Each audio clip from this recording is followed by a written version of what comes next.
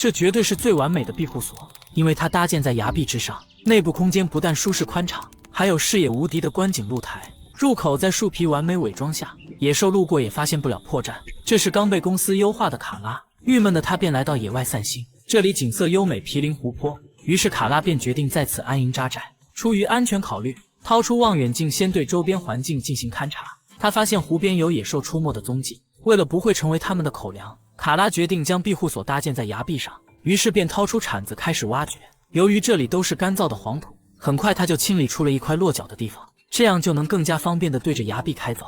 铲子在卡拉的手中被舞得虎虎生威，正好宣泄着心中的愤懑。随着越挖越深，内部的土质变得更加的坚硬，但是卡拉也只是喝了口水补充下体力，又继续了挖掘的工作。很快一个宽敞的洞穴就呈现眼前。由于每次出入都需要费力攀爬，出于安全考虑，卡拉决定将庇护所顶部挖通作为出入口。定位无误之后，他先在地上规划出洞口的大小，接着便抡起铲子开始向下挖掘。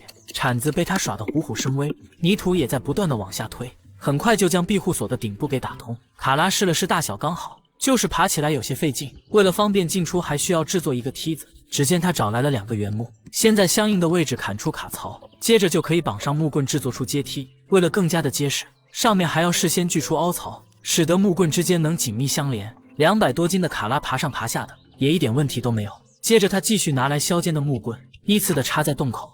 完事后就可以用麻绳绑上木棍，构建出墙体的框架。为了能更方便的欣赏美景和观察小动物，卡拉还要搭建一个观景台。他先在边缘支棱起2根立柱，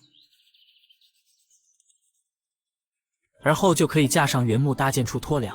由于这次出门没带钉子，所以只能用麻绳进行固定。就这样搭建出来的底座看似不结实，实际一点也不牢靠，走在上面全凭着8字过硬。考虑到现在入口没有任何防护，要是猛兽路过会非常的危险，卡拉决定对其进行伪装。只见他先在洞口外围画了个圈，接着就将削尖的木桩照着标记插好。完事后继续拿来更长的木棍，五花大绑支棱起来作为立柱，接着继续找来小树枝进行编织。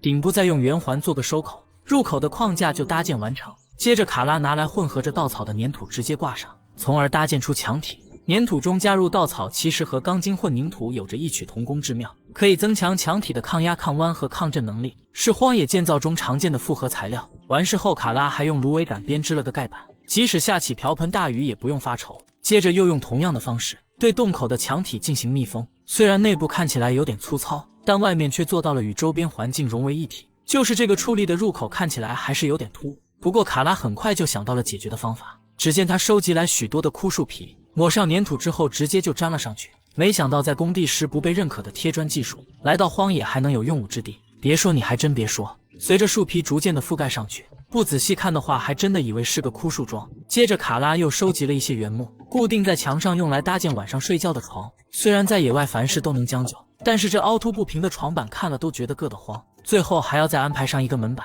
考虑到天黑路滑，为了防止出门时踩空坠崖，在露台边缘加装防护栏才更加的安全。虽然这细小的树枝也起不了多大的防护作用，但至少在心理上安全感满满。随着夕阳西下，卡拉的庇护所终于完工。就这样躺在露台上静静地看着日落，顿时所有的不甘与疲惫都烟消云散了。很快夜幕降临，今晚卡拉就简单的做了个蛋炒饭对付一下，明天再打只野猪改善伙食。吃饱喝足后，就在篝火噼里啪啦的陪伴下安详的睡了过去。